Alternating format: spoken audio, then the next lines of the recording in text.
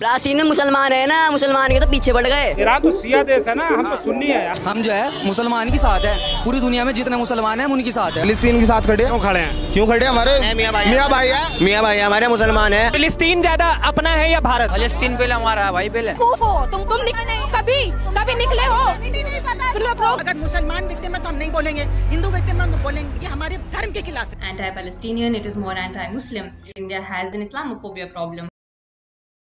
अभी एक बीमारी भारत में बहुत तेजी से पनप रही कि युद्ध किसी दो देशों में होगा, लेकिन उसका मातम, प्रोटेस्ट या क्रांति यहाँ भारत की सड़कों पर होगी। और अगर लड़ने वाले देश ईरान, इजराइल या फिलिस्तीन हो, और अगर कोई हिंदू किसी इस्लामिक कंट्री के समर्थन में सड़कों पर ना उतरे, उनके लिए ना रोए, तो यहाँ हिंदुओं को मुस्लिम विरोधी घोषित कर दिया जाता। आज जिन बच्चों और महिलाओं की मौत को दिखाकर हिंदुओं को ह्यूमैनिटी का ज्ञान पेला जा रहा है, उन्हें नफरती बताया जा रहा है, सस्ते नशे और सारा तकलीफ 5 मिनट में उतार दूं।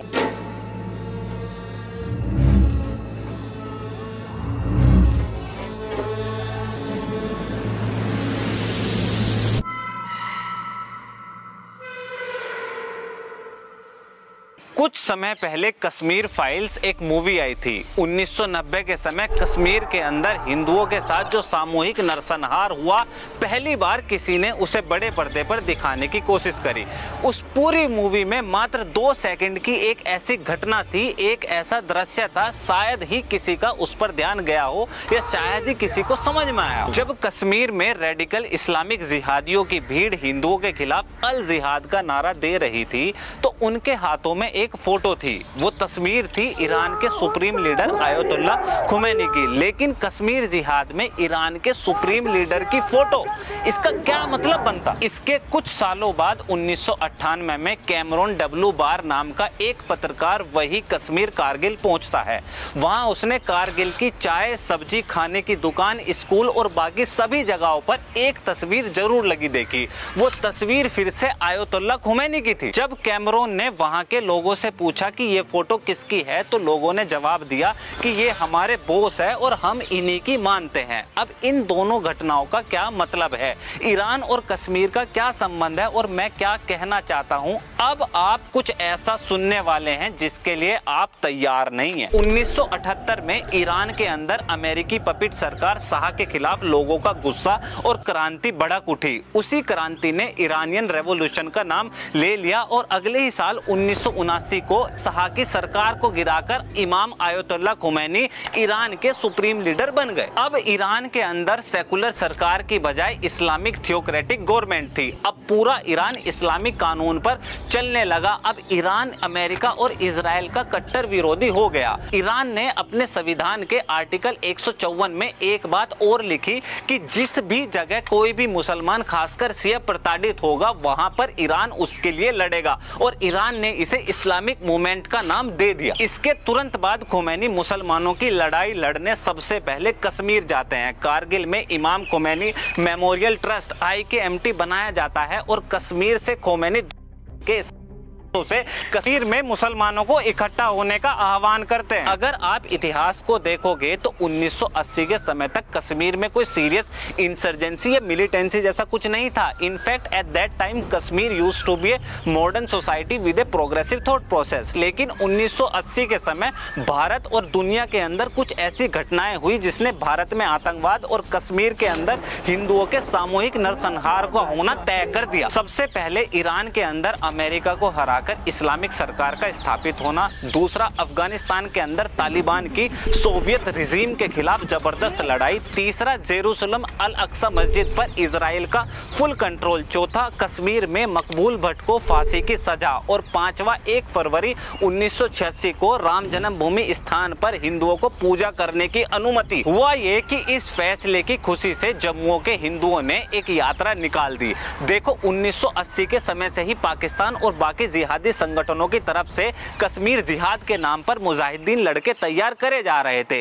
ये मैंने अपनी पिछली वीडियो में डिटेल से बताया है। अब बस एक सही समय चाहिए था। जो जिहाद धीरे धीरे कश्मीर में पनप रहा था वो 20 फरवरी 1986 में कश्मीर के अनंतनाग में फट गया। वैसे तो कश्मीर के 8 शहरों में सीधा सीधा हिंदुओं पर हमला करा गया, लेकिन उन सब में अनंतनाग सबसे भयावह था। ये वही अनंतनाग है जिसमें पहलगाम है, जिसमें बाबा अमरनाथ की गुफा है, जिसमें प्रसिद्ध मारतंड सूर्य मंदिर है। सैकड़ों हिंदुओं के घरों को बंद करके उन्हें जिंदा जला दिया। 60 से ज्यादा प्रसिद्ध हिंदुओं के मंदिरों को तबाह कर दिया। हजारों सैकड़ों लोग अपना घर छोड़ पलायन कर गए और इसके पीछे की प्रेरणा वही इस्लामिक मूवमेंट और ईरानियन क्रांति थी। अब इस घटना के बाद शुरू होता है कश्मीर का इस्लामीकरण। जगहों के नाम बदले गए, मिलिटेंसी बढ़ने लगी, महिलाओं का बुर्का पहनना अनिवार्य जरूरी हो गया, अल्कोहल, सिनेमा हॉल, बैंक आदि सब बंद हो गए, एनसीईआरटी और मॉडर्न एजुकेशन अन इस्लामिक घोषित हो गई और मदरसों और मस्जिदों का दौर चालू हो गया। अब हुआ ये कि 3 जून 1989 को ईरान में खोमेनी की मौत हो गई। इसके शोक में कश्मीर के अंदर एक हड़ताल रखी गई। श्रीनगर की जामिया मस्जिद में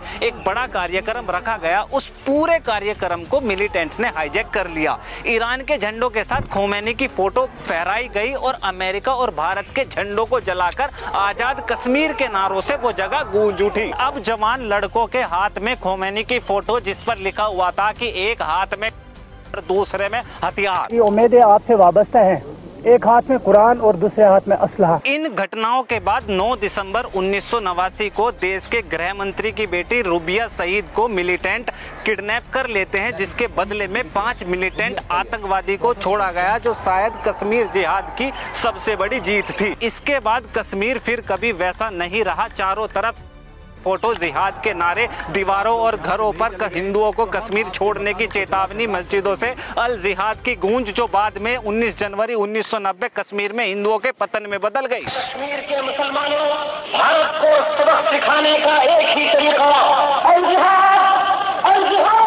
अभी कुछ दिनों से बहुत सारे बुद्धिजीवी ये ज्ञान पेल रहे कि हिंदूवादी लोग ईरान या फिलिस्तीन से इसलिए नफरत करते हैं क्योंकि वो मुसलमान है, जैसे हिंदुओं के घरों में इजराइल डेली खाने को दे रहा। सुनो, नफरत पता क्या होती है? जब कश्मीर में इंसर्जेंसी चल रही थी तो वहां पर एक अस्पताल था, सौरा हॉस्पिटल। हिंदुओं का इलाज करना तो छोड़ो, घायल मिलिटेंट्स आतंकवादियों की जरूरत के लिए जबरन हिंदुओं को पकड़कर उनका खून स्टोर करा जा रहा था। ये होती है नफरत। मास रेप के डर से जवान हिंदू लड़कियों ने सुसाइड कर लिया, छतों से कूद गई, जहर खा लिया। 2.5 लाख से ज्यादा हिंदू 1 महीने के अंदर पलायन कर गए। इससे एक पूरी की पूरी नस्ल का खात्मा होना बोलते हैं और आज वही हिंदू नफरती दिखाई दे रहा है। जो हिंदू एक उंगली तक कटते हुए नहीं देख सकता, वो गाजा, फिलिस्तीन, ईरान या इजराइल में बच्चों और महिलाओं की मौत को कैसे सपोर्ट कर सकता है? भाई, हिंदू नहीं देखता कि किसी मौत का देश क्या है या धर्म क्या है। कुछ सैकड़ों हजारों बच्चे थे, भयंकर धूप और बरसात, कुछ को सांप काट गए, कुछ इन्फेक्शन से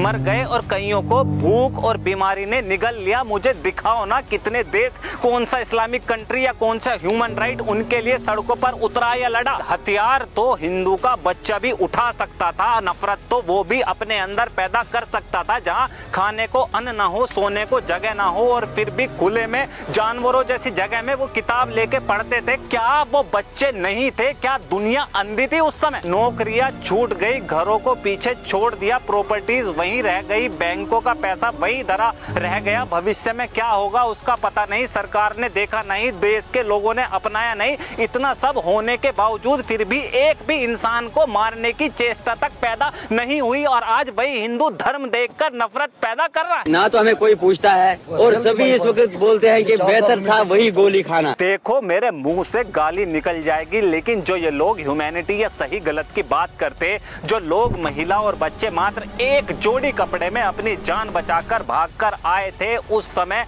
लोगों ने उस परिस्थिति में, उस मजबूरी में अपने घरों के किराए को, रेंट तक को बढ़ा दिया था। दुनिया अंधी थी क्या उस समय? बताओ ना कौन था हिंदुओं की इस बर्बादी और नर्क की वजह? तब जाकर मैं बताता हूं कि हिंदू इस पूरे युद्ध में ईरान के साथ है, इजराइल के, फिलिस्तीन के, अमेरिका के या रशिया के। मैं अपने आप को जियोपॉलिटिक्स का कोई एक्सपर्ट नहीं मानता हूं, लेकिन जो आजकल फॉरेन पॉलिसी पर ज्ञान पेल रहे हैं उनसे तो बेहतर ही जानता हूं। चलो नहीं कर रहे इजराइल की बात, ईरान ज्यादा जरूरी लग रहा है ना, क्योंकि ज्यादा सस्ता तेल मिल रहा है और उधर छबाड़ पोर्ट भी बन रहा है। भारत का 90% तेल रशिया, इराक, सऊदी और यूएई से आता है। अमेरिका के सैंक्शंस के बाद भी भारत ईरान से तेल खरीदता है। कोई दूसरा डेमोक्रेटिक देश खरीद के तो दिखा दो, तब जाकर ईरान से सस्ता तेल मिलता है। इससे ईरान की इकोनॉमी बूस्ट होती है। हाँ ठीक है, भारत को छबाड़ पोर्ट की नीड है, लेकिन क्या इस पोर्ट से ईरान को नया ट्रेड सेंटर नहीं मिलेगा? क्या दूसरे देशों से ट्रेड करने का कोई नया रूट नहीं मिलेगा जो पाकिस्तान के ग्वादर पोर्ट को टक्कर देगा? हाँ, भारत को जरूरत है, लेकिन ईरान को हमसे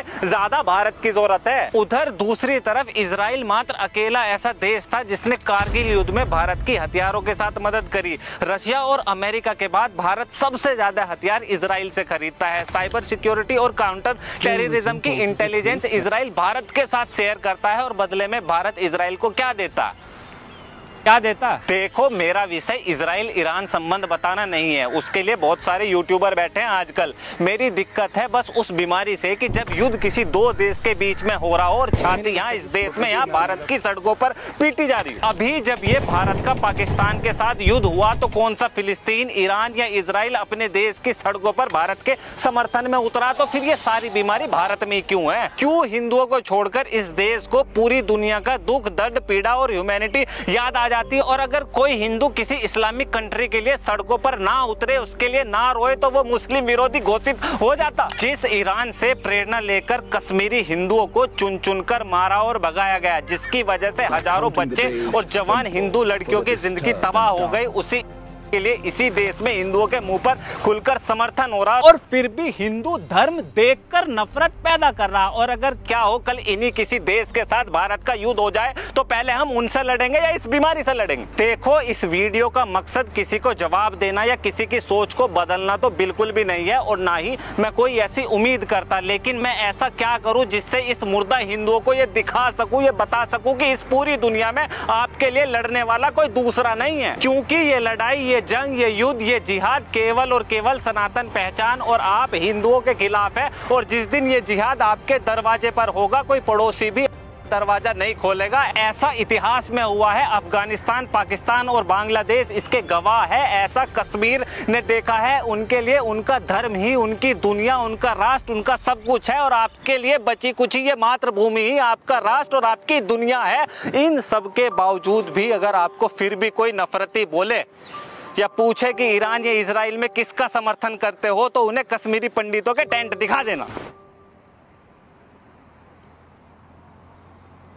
आप 10-15 दिन डेडिकेटेड होकर किसी विषय पर काम करें और कुछ गिनती भर लोगों तक आपकी बात पहुंचे। ऐसा नहीं है कि मेरे मन में सवाल नहीं उठते होंगे, लेकिन यकीन मानिए कि जिस तरह के मैसेजेस, रेस्पॉन्स और सपोर्ट आपसे मुझे मिलती है, मैं कसम खा के बोल रहा हूं, यही एकमात्र ताकत है जिसकी वजह से ये सनातन जागृति को जारी रख पा रहा हूं। और अगर आप में से कोई इस वीडियो के यहाँ तक पहुंचा है तो आपसे ज्यादा कुछ नहीं कहना। हो सके तो प्लीज द टॉक शो को फाइनेंशियल सपोर्ट करें, और अगर आर्थिक मदद नहीं कर सकते तो इन वीडियोस को ज्यादा से ज्यादा सनातनी लोगों तक पहुंचाने में मदद करें।